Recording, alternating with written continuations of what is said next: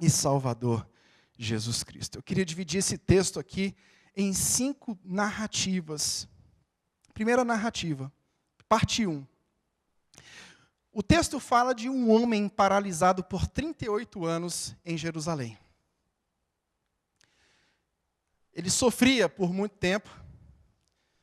Os médicos foram incapazes de ajudá-lo.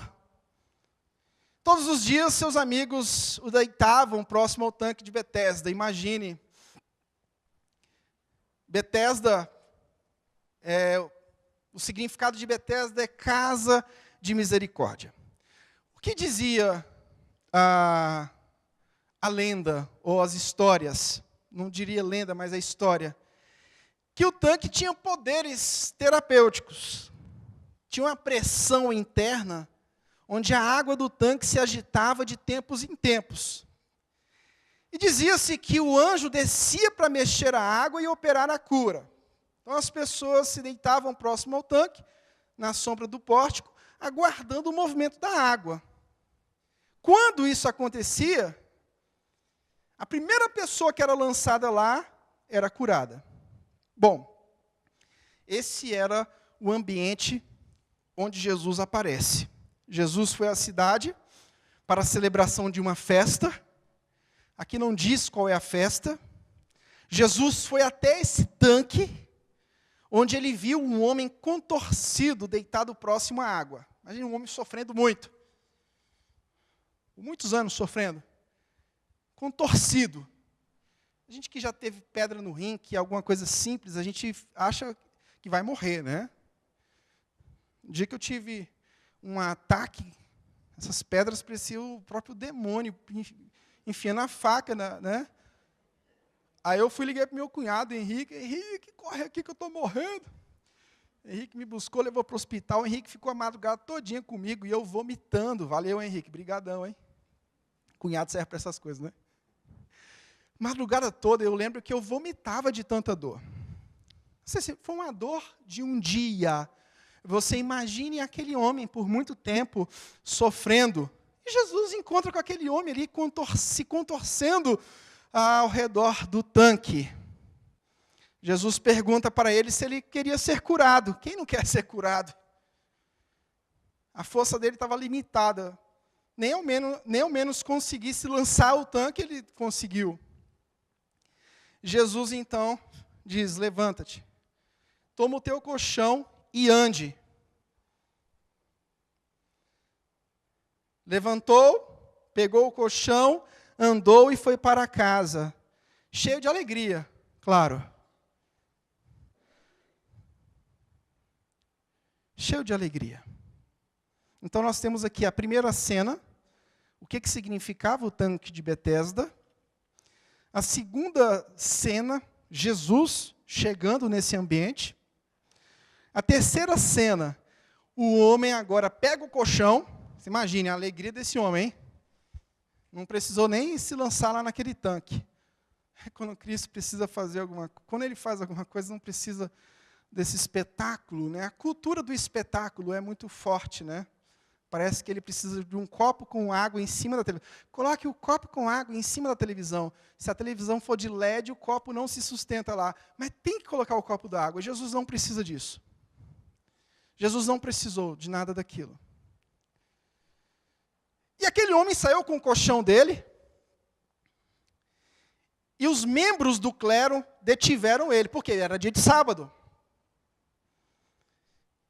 Falaram: olha, você está proibido de carregar seu colchão. Hoje é sábado, você não sabe que a lei proíbe qualquer tipo de trabalho? Pô, mas o cara que acabou de ser curado de uma enfermidade não podia nem carregar o colchão, porque isso já era trabalho. Sim, em Israel é assim, o elevador não pode nem tocar na tecla. Qualquer trabalho não pode ser feito.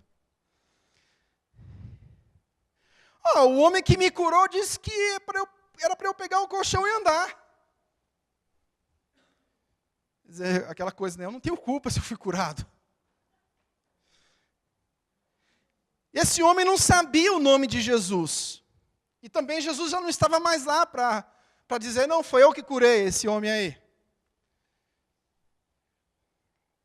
Bom, esses homens aqui do clero, eles não que estavam interessados em saber sobre o milagre, mas eles queriam saber quem curou.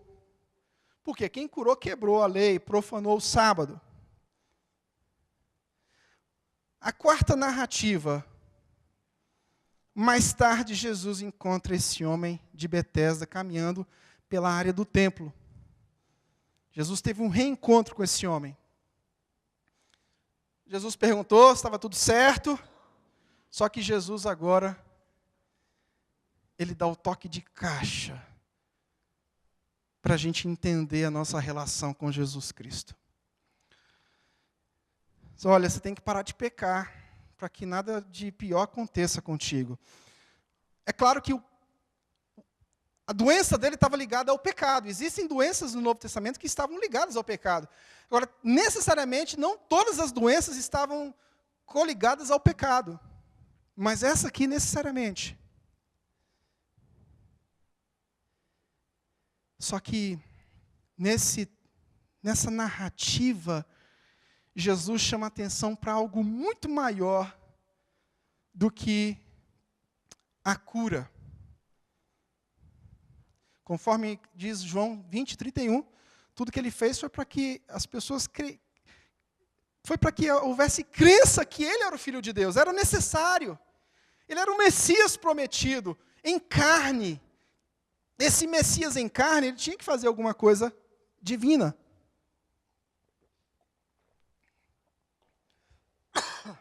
Você imagine, o Deus encarnado, ele teria que ter características divinas. Então ele ressuscita, ele curava, fazia milagres, fazia tudo. Isso é próprio do próprio Deus. São características do nosso Senhor. Olha, você precisa parar de pecar. O que Jesus fez foi chamar a atenção daquele homem para o estado espiritual. O que Jesus fez foi mostrar para aquele homem que aquele homem estava separado de Deus e de sua palavra. Jesus lhe ordenou que se afastasse do pecado. Jesus queria que aquele homem tivesse um arrependimento genuíno.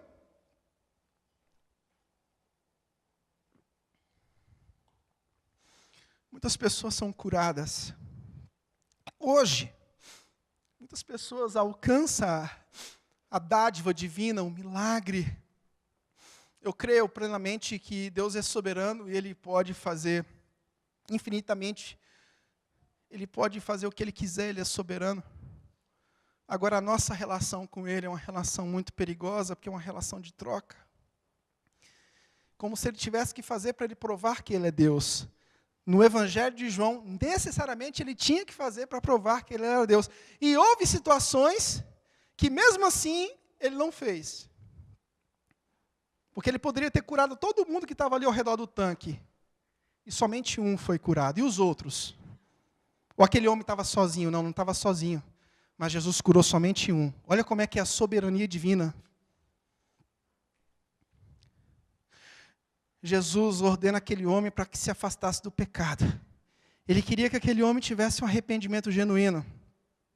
O que é um arrependimento genuíno, gente? É simples. É seguir o Senhor de coração, alma e mente. Coração, alma e mente cativos ao Senhor. E isso é uma trajetória de vida. Coisa fácil é glorificar a Deus aqui dentro da igreja. É muito fácil. Mas o desafio é glorificar a Deus lá fora. Quando ninguém te vê.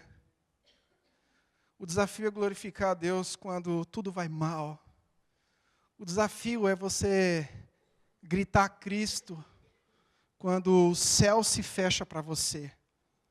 Por isso que eu não me espanto com manifestações visíveis.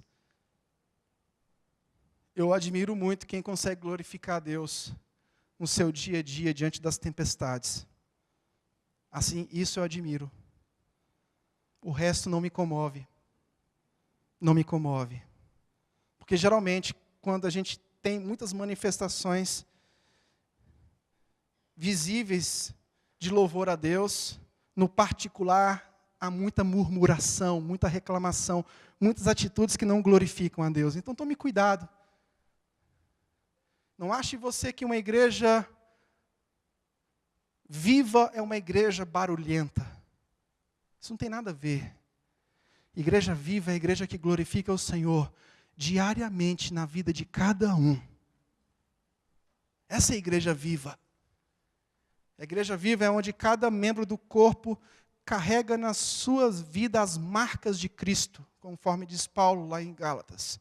Não vivo eu, mas Cristo vive em mim. E a vida que vivo agora, vivo na fé no Filho de Deus. O que Jesus queria para esse homem é mostrar para ele que o pecado dele,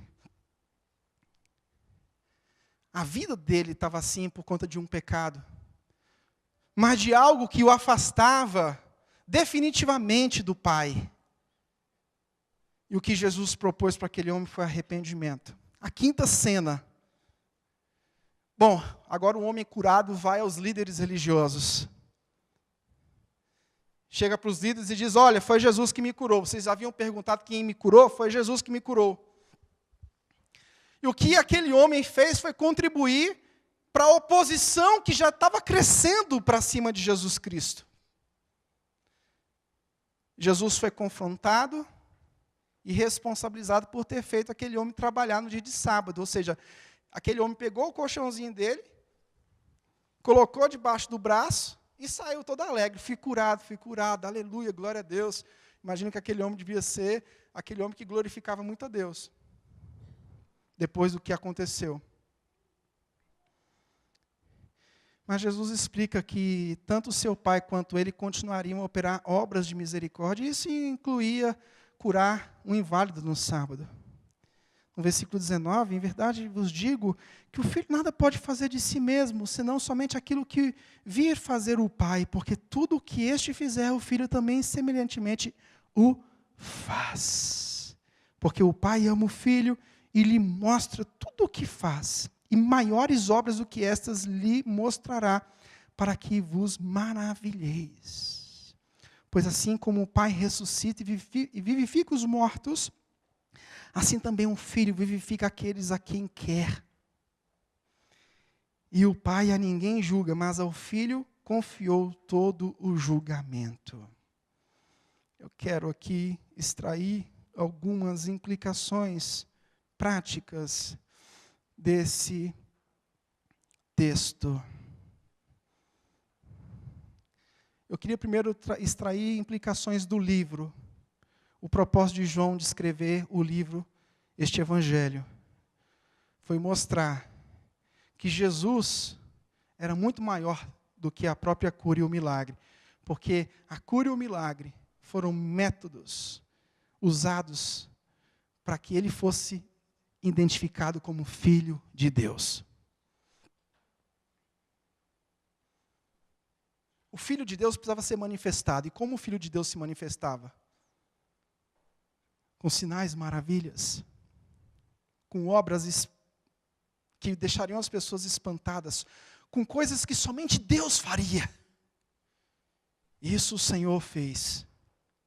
Jesus deve ser crido para que as pessoas tenham a vida eterna. É a maior lição que esse texto do capítulo 5, versículo 1 ao 47 nos ensina. Jesus mostra para aquele homem que foi curado na beira do tanque de Betesda, que o maior problema que ele tinha era o problema do pecado que o afastava eternamente de Deus. O centro desse texto não é a cura. Muitas pessoas não entendem isso. O centro desse texto não é a cura.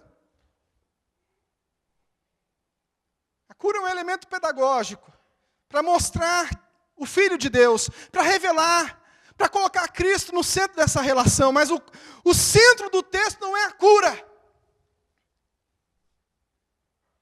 E ainda hoje eu tenho que crer assim. Porque, embora Deus possa fazer o que Ele quiser, em alguns momentos Ele não faz. E se eu não entender que Ele é o centro e não o que Ele faz, eu vou transformar a minha relação com Cristo numa relação doentia. Se ele não fizer o que eu quero, eu vou ficar birradinho com ele. Se alguma catástrofe acontecer na minha vida, e ele não resolver, eu vou dizer que não compensa servir a Deus. Aquele tipo de pessoa que você vai visitar no hospital, digo, pastor, se eu sair daqui, eu vou servir o Senhor.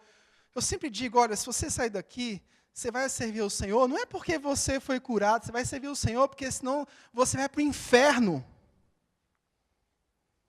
Pastor, se acontecer isso, se Deus me der um carro, eu vou para a igreja e vou carregar todo mundo dentro do carro para a igreja. A semana da gasolina aí faltou. Você colocou alguém dentro do seu carro? Então, são tipo de coisas que tiram Jesus do centro. O centro da mensagem não foi o que ele fez, o centro da mensagem é aquilo que você precisa entender acerca de Jesus. Jesus é o segundo Adão, é aquele que veio cumprir a obra que Adão descumpriu.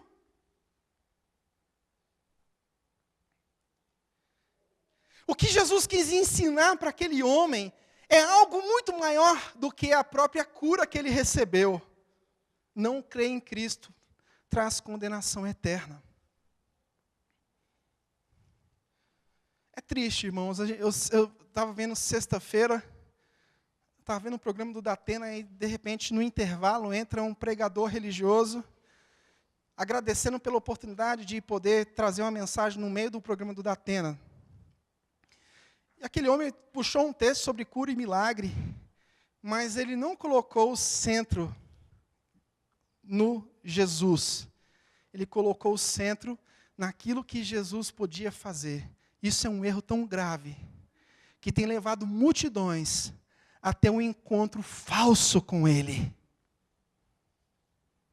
Tem levado multidões a irem para as igrejas buscando cura, milagre, prosperidade. E aquele homem não exaltou Cristo, ele citou o texto, diz o que Jesus podia fazer, mas não adianta você dizer o que Jesus pode fazer, sem você dizer o principal que está nesse texto, o juízo dele. Olha, meu amigo, o que você precisa se arrepender, porque senão você vai perecer eternamente. Esse é o centro do Evangelho de João. Muito se prega sobre aquilo que Jesus faz, aquilo que Jesus fez. Olha, irmão, eu fui ali, fui lá, e quando eu ando, Jesus faz a obra. Onde eu vou, Jesus faz isso. Onde eu vou, Jesus faz aquilo. Meu querido irmão, você não entendeu o Evangelho de Jesus Cristo. Ao curar esse homem, Jesus demonstrou bondade? Sim. Misericórdia? Sim. Mas e os outros que estavam lá e não foram curados? Qual a definição que você dá para Jesus em relação aos outros que estavam lá? E a Bíblia não diz que eles foram curados. Jesus deixou de ser misericordioso, Jesus deixou de ser bondoso? Não! Então procure entender o centro da mensagem. O centro da mensagem não é aquilo que ele faz por você. O centro do seu testemunho não é dele ter te livrado do deserto. A pessoa diz, olha pastor, graças a Deus que Deus me livrou do deserto. O centro do testemunho do deserto, se assim podemos dizer, é que, pastor, graças a Deus que eu fui para o deserto, porque quando eu fui para o deserto eu apanhei mais que cachorrinho quando cai de mudança, me arrependi dos meus pecados. Pastor, graças a Deus que eu saí do deserto, porque eu estava tão arrogante, pastor. Eu não estava mais orando, eu não estava mais lendo a palavra, eu não estava mais congregando direito, eu estava vivendo uma vida totalmente solta. E o Senhor permitiu que eu fosse para o deserto. E lá no deserto eu me arrependi dos meus pecados. Esse é o centro da mensagem de Jesus. Não é Deus ter te tirado do deserto. Aí o cara vai contar o testemunho, porque Deus me livrou do deserto. O deserto é um detalhe. O deserto é um detalhe. O centro da mensagem é um arrependimento que aquilo tem que gerar no meu coração. O problema, a libertação de um problema, meu querido, é um detalhe. O maior, o centro, é eu ter me voltado para Cristo com pranto, com lágrima.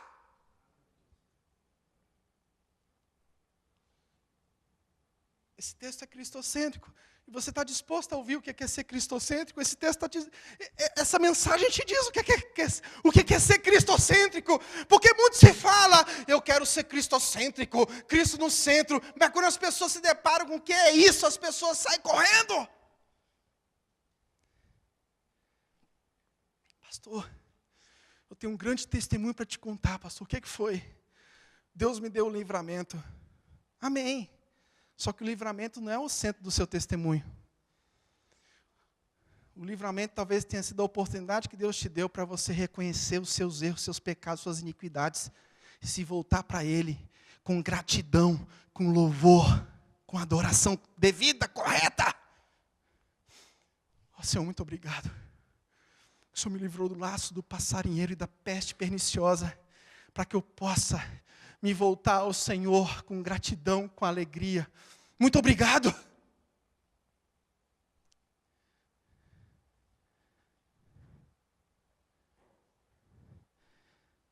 Nesse texto a gente vê claro que o homem precisava muito mais do que ser curado. Ele precisava se converter dos seus pecados. O centro do Evangelho não é a cura, é a conversão. Porque no dia que Jesus não curar, mesmo assim você vai dar glória a Deus, porque teu coração está voltado para Ele, em conversão, em arrependimento, em lágrima, em contrição, na certeza que Ele te salvou, na certeza que Ele voltará e te buscará. É. Agora é difícil glorificar nesses momentos. É claro que nem toda doença pode ser atribuída ao pecado, no caso de Jó. Mas nesse caso havia essa ligação. E ao mesmo tempo que havia essa ligação da doença desse homem, desse paralítico ao pecado, Jesus mostrou para ele que o problema dele era muito maior que ele achava. Você está achando que o problema daquele cego de Jericó era a cegueira? Não. Não. O problema ali daquela narrativa era a cegueira do povo, dos que viam fisicamente e eram cegos espiritualmente. A cegueira não era o maior problema física.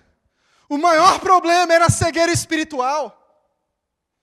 Quando Jesus vai ressuscitar Lázaro, você acha que o que Jesus queria simplesmente era satisfazer as irmãs de Lázaro que estavam tristezinhas? Sim, Jesus é misericordioso, Ele é bondoso, Ele é compaixão.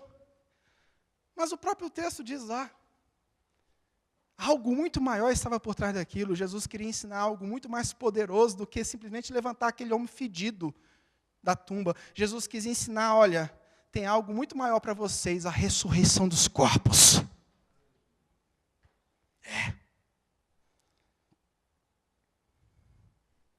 Jesus ensina também nesse texto que no dia do Senhor não pode haver legalismo e insensibilidade para com os outros.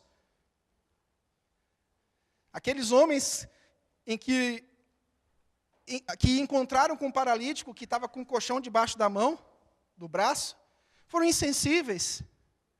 Jesus quis mostrar para ele que Jesus é o dono, e Ele é o centro do dia do Senhor.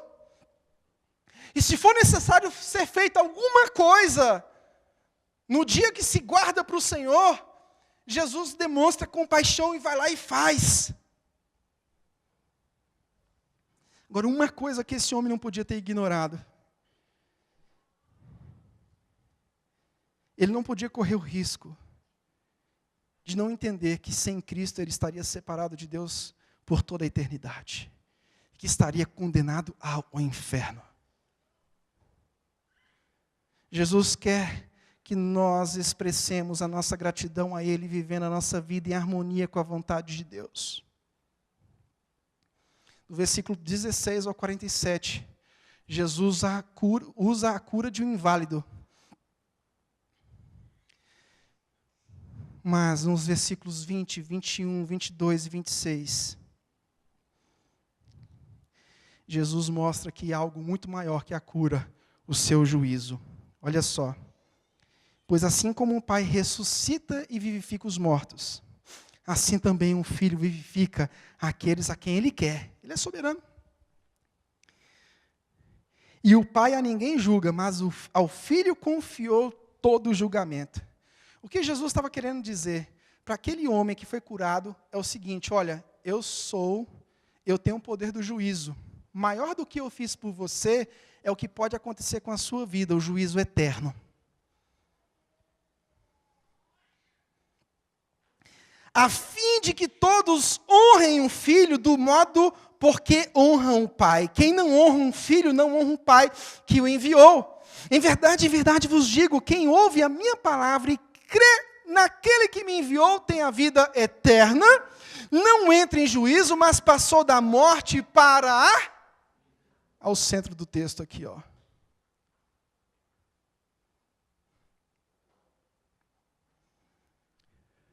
É pesado, né? E qual foi o propósito, então, de Jesus ao curar? Mostrar que ele era o Messias. É a própria glória dele. O que Jesus faz, irmão, não é para provar para os seus inimigos que ele fez alguma coisa na sua vida, não. O que Jesus faz é para mostrar, revelar a sua própria glória. Foi o que ele fez aqui. Ele mostrou no Evangelho de João que ele era o Messias. E isso está devidamente provado. Ele já provou ser o Filho de Deus enviado para libertar o seu povo. Se hoje Jesus fizer alguma cura ou algum milagre, graças a Deus. Quem é que não gosta? Eu gostaria de ver, sim, Jesus fazendo uma cura e um milagre. Ainda mais quando se trata de filhos, a gente não pode ser hipócrita. Quando um filho nosso adoece, a gente clama ao Senhor: Senhor, eu te peço a cura do meu filho. Agora, o Evangelho precisa me treinar diariamente pelo poder do Espírito Santo a entender que o centro não é aquilo que eu quero que ele faça. O centro é algo muito maior, o juízo de Deus que está estabelecido sobre as nações. Ele diz aqui, olha, quem crê em mim não entra em juízo, passou da morte para a vida.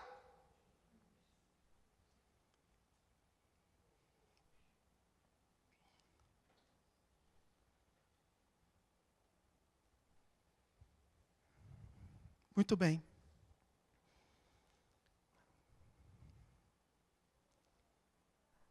Cristo está no centro. Agora não tire mais.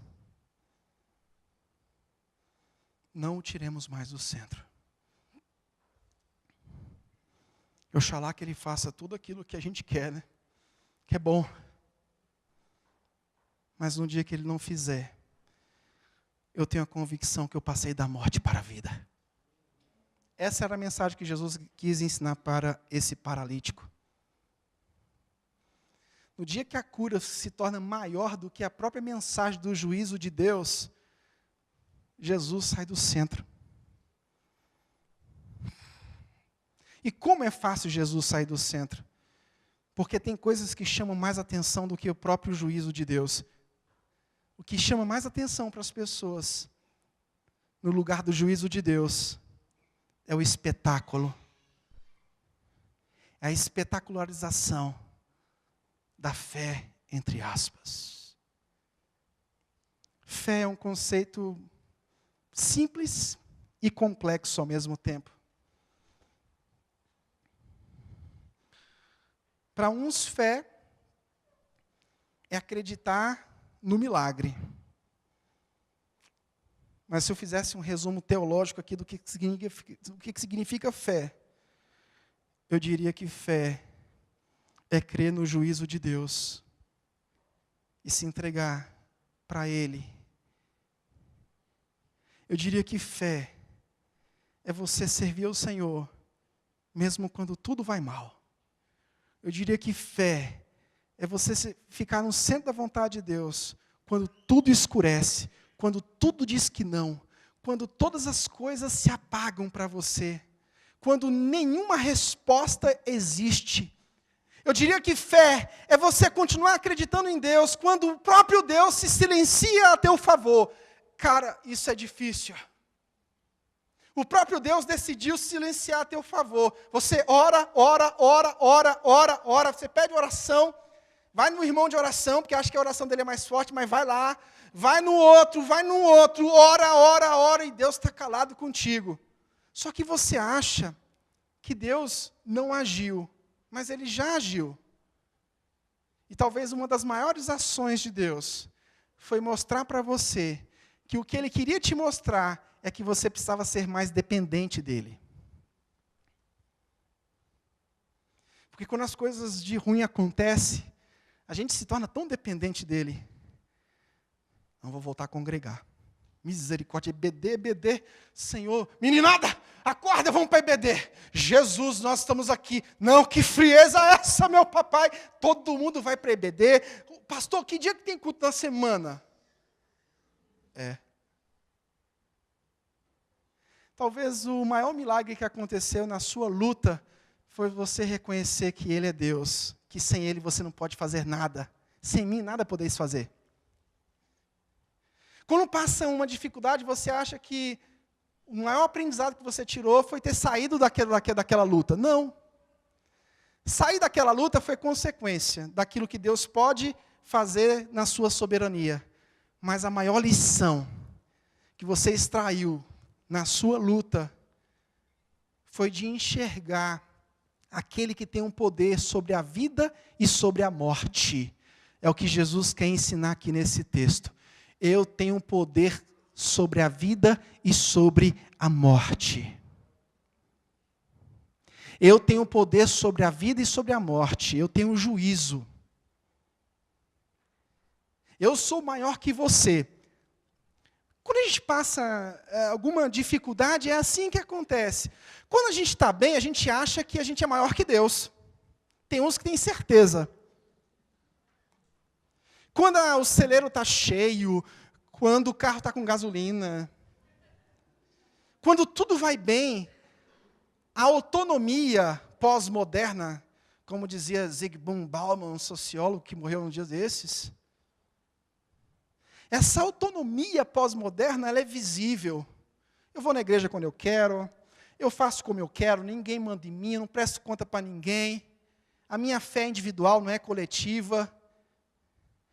Aí quando o negócio arrocha, aperta, você fica tão pianinho, e deixa eu te dizer, é melhor que você volte pelos motivos corretos para você não cometer os mesmos erros que você estava cometendo. Porque muitas pessoas, às vezes, elas dão um jeito na vida cristã para colocar Deus como devedor delas. Né? Eu vou voltar a congregar para Deus me abençoar. E fica um ciclo vicioso. Frieza espiritual. A pedagogia do Senhor vem, te mostra. Você volta a fazer algumas práticas espirituais, mas volta com aquele mesmo interesse de ser abençoado. É abençoado, porque Deus é misericordioso, volta de novo para aquele ciclo vicioso, demoníaco, de se tornar um ser autônomo. Um ser que ninguém manda.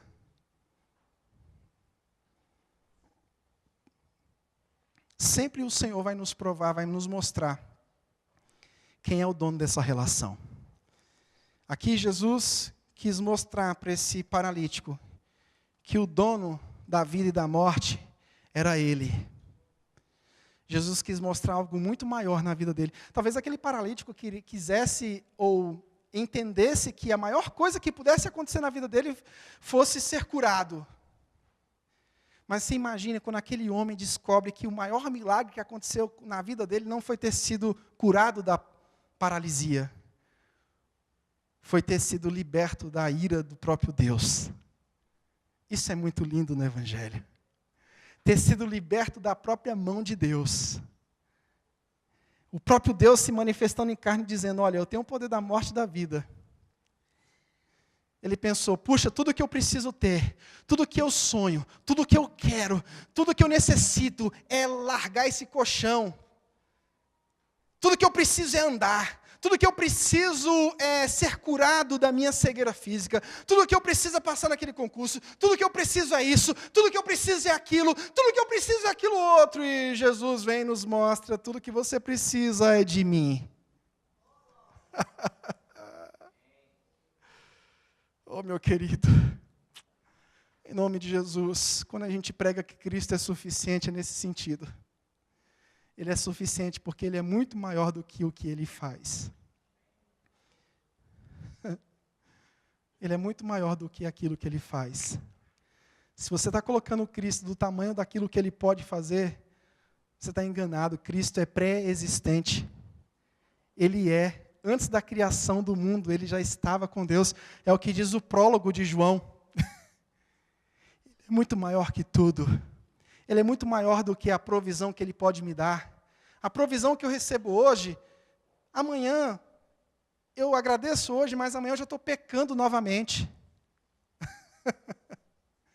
Eu sou abençoado hoje, amanhã a minha ingratidão já está determinando o curso do meu caminho.